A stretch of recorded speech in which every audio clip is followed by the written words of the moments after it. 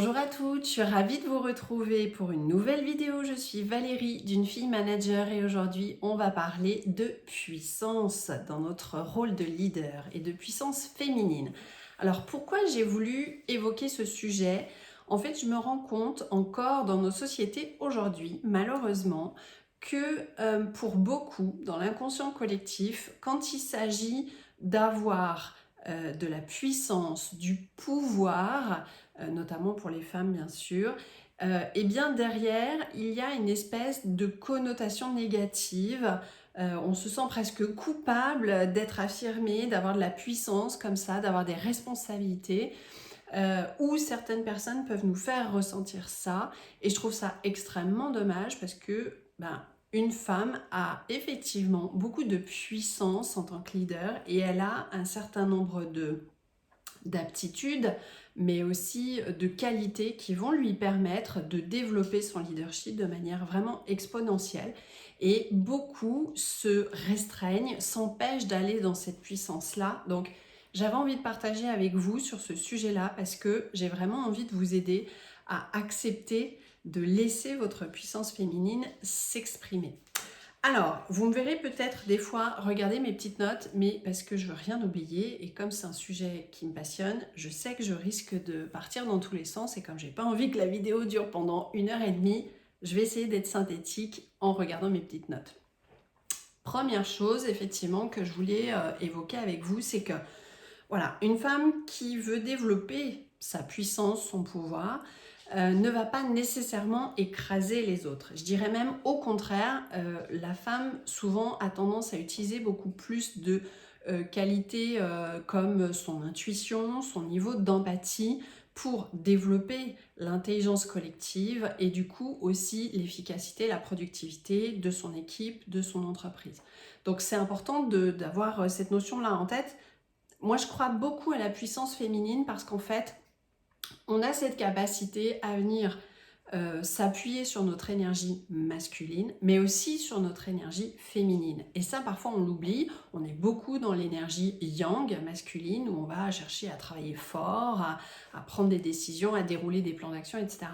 Et puis, on est un petit peu moins dans son énergie féminine. Alors qu'en fait, l'énergie féminine, c'est aussi ce qui va nous permettre de ralentir, de prendre du recul, de se poser, d'accepter aussi d'utiliser son intuition pour décider et puis de faire des pauses parce que c'est important aussi quand on est leader, quand on est dirigeant d'entreprise pour développer et révéler toute sa puissance, de pouvoir se poser, de ne pas toujours être dans l'action pour prendre ce recul et repartir de manière encore plus forte et avec peut-être des décisions stratégiques de développement. Donc pour moi, c'est super important de pouvoir s'appuyer sur ces deux types d'énergie.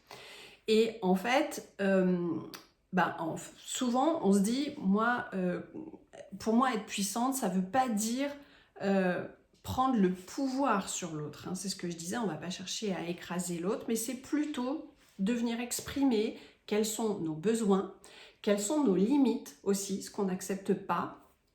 Et ça, je vois beaucoup de femmes leaders qui n'osent pas faire ça, mais qui le font, je dirais, de manière juste, c'est-à-dire en acceptant aussi les besoins et les limites des autres. C'est ce qui va donner lieu après à ce qu'on appelle une communication assertive, c'est-à-dire je défends mes besoins, mon périmètre, je fixe des limites, mais j'accepte aussi que les autres aient leurs propres besoins, leurs propres limites. Je ne cherche pas à être au-dessus, je ne cherche pas à prendre le pouvoir sur l'autre. Donc c'est en ça que c'est vraiment important aussi de savoir faire la différence et que cette notion de puissance et de pouvoir, ça ne veut pas dire chercher à écraser l'autre.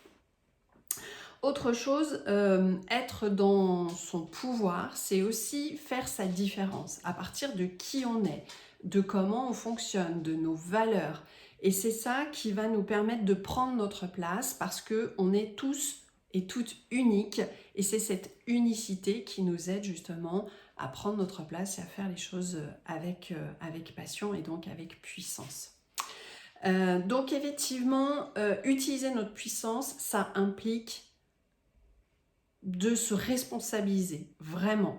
De se responsabiliser parce que quand on a cette forme d'autorité, d'affirmation, de puissance, de pouvoir, il ne faut pas l'utiliser n'importe comment. Encore une fois, il faut que ça se fasse dans le respect de vous-même, mais aussi dans le respect de l'autre. Donc, ça nécessite de se poser des questions comme au service de quoi je mets cette puissance? Comment je vais l'exprimer, cette puissance, avec les autres, avec mon équipe, avec moi-même, etc. Et puis aussi, comment je vais gérer les critiques? Parce qu'à partir du moment où on a cette affirmation, c'est souvent des occasions d'être, je dirais, davantage au regard des autres et d'être peut-être critiqué.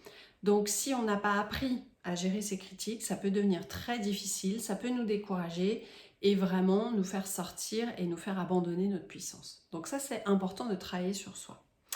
Et je parlais d'abandonner notre puissance. À certains moments, effectivement, on va l'abandonner quand on va laisser quelqu'un d'autre décider à notre place.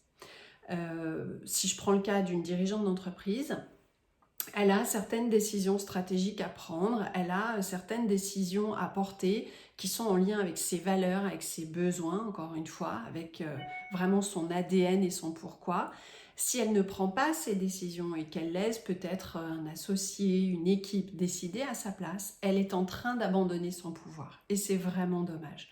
Donc, c'est important de garder ça en tête pour toujours garder la décision qui nous incombe. Ça ne veut pas dire qu'il ne faut pas laisser la décision à un certain moment à son équipe. Sur certains sujets, dans certaines occasions, en fonction du niveau de maturité aussi de l'équipe, il y a quelques décisions que vous pouvez déléguer, mais encore une fois, il y a un certain nombre de choses qui sont inhérentes à votre rôle de leader, de dirigeante, et c'est à vous. Si vous laissez quelqu'un décider à votre place, vous abandonnez votre pouvoir. De la même manière, si vous laissez les autres porter des jugements sur vous, sur votre travail, et que vous vous laissez atteindre par ces jugements, vous abandonnez votre puissance. Donc, il faut garder ça en tête parce que ce sont des choses sur lesquelles vous allez sans doute à un moment donné devoir travailler si vous êtes confronté à ça pour renforcer encore une fois votre estime de vous, votre affirmation de soi et continuer à développer votre activité, votre business avec toute votre puissance féminine. Je me rends compte souvent que les femmes qui abandonnent leur pouvoir, c'est souvent parce qu'elles ont peur, soit peur de ne pas être à la hauteur, de ne pas prendre la bonne décision, de ne pas savoir quoi décider finalement, donc de se tromper, ou de ne rien avoir d'intéressant à dire, ou de ne pas faire encore une fois les bons choix, ou au contraire, des femmes qui ont peur d'être trop sûres d'elles, trop affirmées, trop grande gueule, trop arrogantes. Donc du coup, elles ont tendance à s'écraser un peu et encore une fois à abandonner leur puissance, ce qui est vraiment dommage. Donc voilà ce que je voulais partager avec vous et les conseils que je pourrais vous donner pour vous aider à développer cette puissance qui est en vous et à l'accepter, c'est d'abord d'apprendre à vraiment bien vous connaître au niveau de vos compétences, de vos qualités, de vos aptitudes aussi, de votre potentiel, d'apprendre à définir quelles sont vos valeurs, ce qui est important pour vous, vos besoins et aussi de savoir fixer vos limites. Ça, c'est hyper important. Pour moi, ce sont les fondations de la maison. C'est vraiment grâce à ça que vous allez arriver ensuite à développer votre puissance à partir de cette connaissance de soi sur ces différents éléments. Le deuxième aspect, le deuxième conseil, c'est aussi d'accepter vos propres limites, c'est-à-dire que vous avez parfois peut-être des défauts ou des manques dans certains domaines. C'est ok.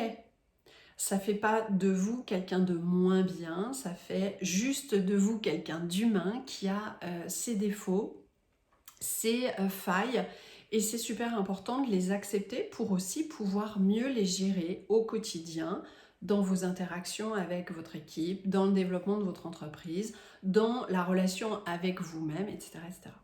Et troisième conseil, c'est d'accepter de vous montrer vulnérable. J'ai fait une vidéo sur ce sujet il n'y a pas très longtemps, donc je vous remettrai le lien en barre d'infos si ça vous intéresse, mais se montrer vulnérable, c'est une façon d'ouvrir son cœur en disant quand les choses nous ont blessés, par exemple, nous ont fait mal, reconnaître ses failles justement et pouvoir le communiquer. Et très peu de gens osent le faire en se disant c'est un signe de faiblesse. Mais en fait, pas du tout, parce que dites-vous bien qu'une personne qui vous entend communiquer de cette manière-là, avec votre vulnérabilité, eh bien cette personne va constater deux choses. La première, que vous êtes hyper authentique. Donc ça, c'est vachement fort, c'est vachement puissant. Et la deuxième, c'est que vous êtes capable de vous montrer tel que vous êtes, que c'est courageux. Et bien souvent, vos interlocuteurs vont se dire waouh, elle est forte. Pour arriver à dire tout ça, c'est quand même hyper. C'est vraiment une forme de confiance. Donc voilà, ça impose aussi une sorte de respect quelque part. En tout cas, ça crée une relation et ça tisse un lien de confiance qui est encore plus fort. Encore une fois, que ce soit avec un client, vous vous montriez vulnérable, avec vos collaborateurs dans votre équipe, avec des partenaires d'affaires, etc., etc., ou même dans votre vie perso. Donc vraiment, c'est les 3 conseils que je peux vous donner pour vous permettre de développer et d'accepter pleinement votre puissance féminine de leader. J'espère en tout cas que ces conseils vont vous aider, que cette vidéo vous a plu. Si c'est le cas, n'hésitez pas à la liker.